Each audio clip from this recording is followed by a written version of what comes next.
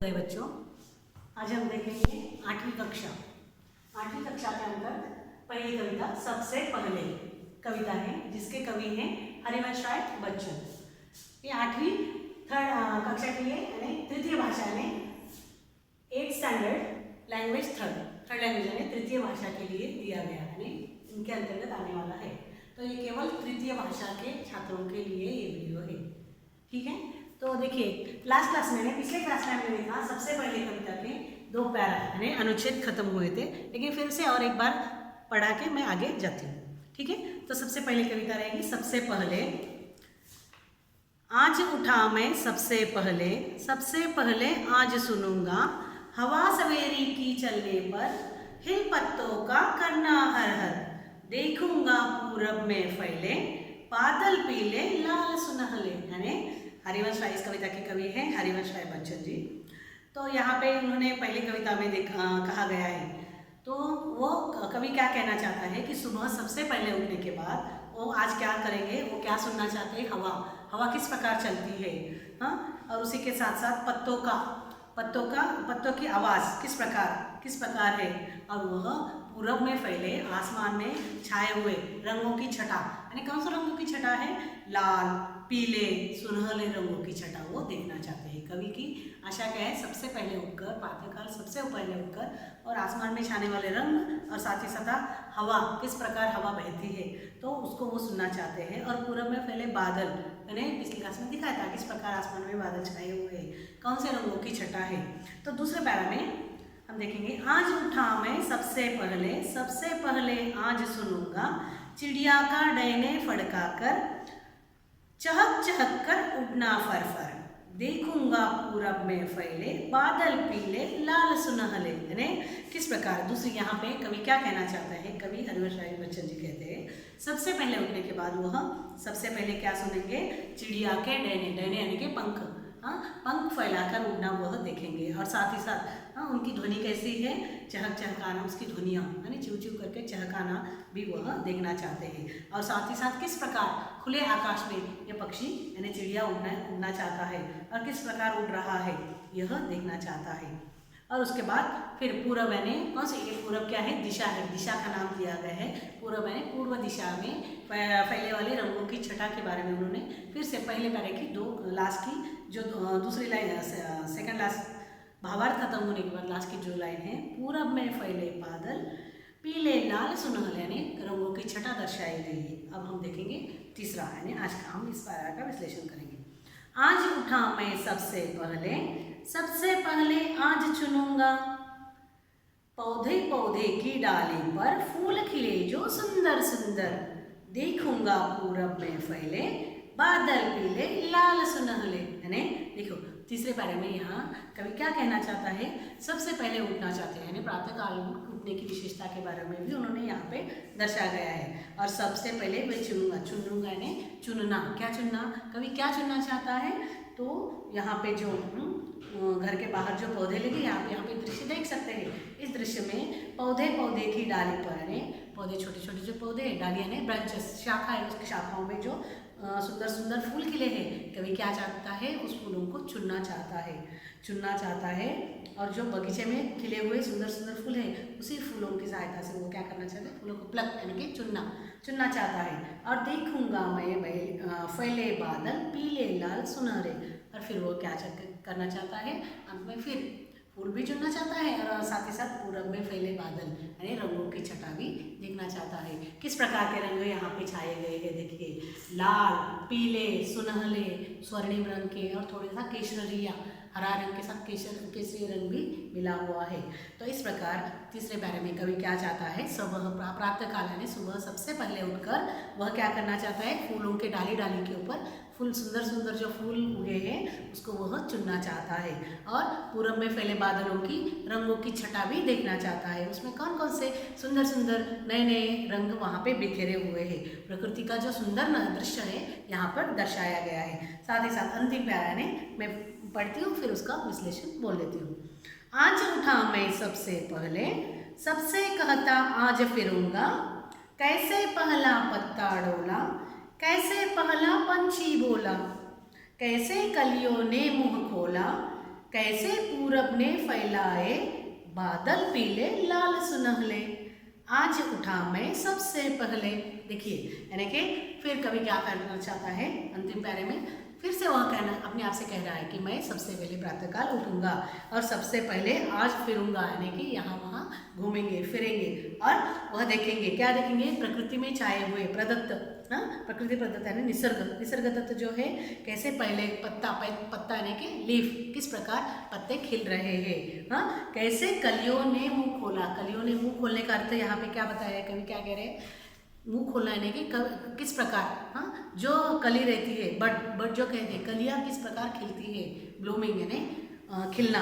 तो यहाँ पे कलियों का मुंह खुलने का अर्थ है कलियों का खिलना बताया गया है। कैसे पूरब ने फैलाए बादल पीले लाल सुनहरे, यानी किस प्रकार पूरब में बादल छाए हुए हैं, उसी प्रकार उनके रंगों की छटा और उनके रंगों के नाम यहाँ दर्शाए गए हैं। तो बादल में कौन कौन से, आसमान में बादल छाए हुए तो कौन से रंग के हैं, बादल देखिए पीले लाल और सुनहले रंग के हैं, हाँ उसी प्रकार कवि क्या कहना चाहता है यहाँ पे, कलियों का मुंह खुला है, यानी कि जिस प्रकार कलियाँ खिलती है, हाँ फूलों का खिलना यानी ब्लूमिंग, हाँ जो कह सकते हैं कलियों का मुंह खिलने का अर्थ है कलियाँ ऐसा खिल रही है, यानी कलियों का परिवर्तित फूल बन रहा है, उसका रूपांतर किसमें हो रहा है, फूलों में हो रहा है। तो इस प्रकार यहाँ पे कलियों का खिलना दिखा कवि को बहुत ही सुंदर और अप्रतिम लग रहा है। और कैसे पूरब ने फैलाए बादल पीले लाल सुनहले, आज उठा मैं सबसे पहले, यानी कवि इस कविता द्वारा प्रकृति दत्त जो निसर्ग दत्त जो सौंदर्य है आपके सामने निहारने की कोशिश कर रहा है। और उस कवि की दृष्टि से देखें तो सबसे पहले उठने के बाद वो सवेरे के हवा की चलने से किस प्रकार हवा चलती है, पत्ते किस प्रकार कहलते हैं, हर हर यानी पत्तों की आवाज़ सुनाई दे रही है, और साथ ही साथ पूरब में फैले बादलों की रंगों की छटा दिखाई दे रही है। और दूसरे पैरे में उसी प्रकार डैने चिड़िया क्या करे, डैने यानी पंख फैलाकर किस प्रकार खुले आसमान में विचर यानी कि यहाँ वहाँ बादलों में उड़ना। तो किस प्रकार चहक कर उनकी ध्वनियाँ किस प्रकार है, चूं चूं यानी कि उसकी ध्वनियों की आवाज़, हाँ फड़फड़ा कर उड़ना, वो सब क्या करना चाहता है, कवि अपनी आंखों से देखना चाहता है। यह देखने के लिए उसे क्या करना चाहिए, सबसे पहले प्रातःकाल उठना चाहिए। तो यहाँ पे कवि ज़्यादा से ज़्यादा प्रातःकाल उठने की विशेषता के बारे में दर्शा रहा है। प्रकृति के सौंदर्य को अगर आपको निहारना है, देखना है, उसमें ही रम जाना है, खो जाना है, तो आपको सुबह क्या करना पड़ेगा, जल्दी उठना पड़ेगा। तो फिर कवि तीसरे पैरे में बता रहा है, सबसे पहले प्रातःकाल उठने के बाद वो क्या करना चाहते हैं, आज वो चुनना चाहते हैं, क्या चुनना चाहते हैं, पौधे, यानी वहाँ पे जो पौधे हैं उसके ऊपर, उस डाली के ऊपर लगे हुए सुंदर सुंदर फूल है, हाँ उसको वो चुनना चाहते हैं। और साथ ही साथ सुंदर खिले हुए फूलों को देखकर कवि का मन उसे तोड़े बगैर यानी चुने बगैर मन नहीं रुक रहा है। और उसी के साथ साथ वो आसमान में छाए हुए पूरब की ओर से जो बादलों का रंगों की छटा दर्शाई गई है, लाल पीले नीले स्वर्णिम रंग की छटाओं को वह निहारना चाहता है, देखना चाहता है। और अंत में फिर अंतिम पैरे में वह कहना चाहता है, आज मैं सबसे पहले उठकर सबसे कहता है आज फिरूंगा, ने सबसे पहले उठ तो गए हैं कभी, लेकिन साथ में साथ सबको वो कहना चाहते हैं, बताना चाहते हैं। वो क्या बताना चाहते हैं, आज सुबह मैं उठा हूँ, सबसे पहले प्रातःकाल सबसे पहले मैं उठ गया हूँ, और उठ के मैंने क्या देखा है, किस प्रकार पहला पत्ता, हाँ किस प्रकार पहला पत्ता डोला, यानी कि हवा के चलने से किस प्रकार सुंदर प्रकृति में समाया हुआ सौंदर्य वह दिखाना चाहते हैं। हवा की सरकने से पत्ते किस प्रकार यहाँ वहाँ डालियों से नृत्य कर रहे हैं, यह दिखाना चाहते हो। और कैसे पहला पंछी बोला, यानी पत्ते के हिलने डुलने के साथ पंछियों का बोलना भी कवि को बहुत ही, उसके मन को बहुत अप्रतिम दिख रहा है यहाँ पे, अथवा लग रहा है। कैसे कलियों ने मुंह खोला, पत्ता तो डोला, पंछी भी यहाँ पे बोला, यानी चू चू की आहट से, हाँ पंख फड़ाकर चिड़िया उड़ रही है, साथ ही साथ उसके ध्वनियों से क्या हो रहा है, सब जगह पर उसकी बोलने की आवाज़ आ रही है, मानो ऐसा कवि को प्रतीत हो रहा है। और साथ ही साथ लास्ट के दो पंक्तियों में कवि क्या कहना चाहते हैं, कलियों ने मुंह खोला, कलियों ने मुंह खोला का अर्थ है किस प्रकार वह कली से उसका परिवर्तित रूप फूल बन रहा है, कली से फूल में परिवर्तित हो रहा है, यहाँ पे दर्शाया गया है। और कैसे पूरब ने फैलाए बादल पीले लाल सुनहले, यानी किस प्रकार बादल फैले हुए हैं, उन रंगों की छटा भी यहाँ पे कवि दर्शाने की कोशिश कर रहे हैं। और आज उठा मैं सबसे पहले, इस प्रकार कवि हरिवंश राय बच्चन जी ने इस कविता में बहुत ही सुंदर प्रकृति का सौंदर्य को यहाँ पे आपके सामने प्रस्तुत किया गया है। तो कुछ नए शब्द भी इस पाठ के अंतर्गत आए हैं, शब्दार्थ, तो मैं यहाँ पे बोर्ड के ऊपर लिख देती हूँ, जो आपके टेक्स्ट के पीछे लिखे गए हैं। सवेरे, सवेरे का अर्थ है सवेरे, शब्दार्थ लिखिए, ये आपकी क्लास वर्क में लिखिए। सवेरे का अर्थ है सुबह, सवेरे का अर्थ है सुबह। उसके बाद पूरब, पूरब यानी पूर्व दिशा, पूरब का अर्थ है पूर्व दिशा। उसके बाद देखिए, उसके बाद का दैनिक, दैनिक का अर्थ है पंख, दैनिक का अर्थ क्या है पंख, दैनिक का अर्थ है पंख। उसी के साथ साथ अगला हम देखेंगे सुनहले, सुनहले, सुनहले का अर्थ है सोने जैसा रंग अथवा सुनहले, सुनहले का अर्थ है सुनहरे अथवा सोने जैसा रंग, सोने जैसा रंग अथवा स्वर्णिम रंग भी कह सकते हैं, सोने जैसा रंग, ठीक है। और अगला देखिए पक्षी, पंछी का अर्थ है पक्षी, पंछी, पंछी का अर्थ है पक्षी अथवा चिड़िया भी आप यहाँ पे कह सकते हैं।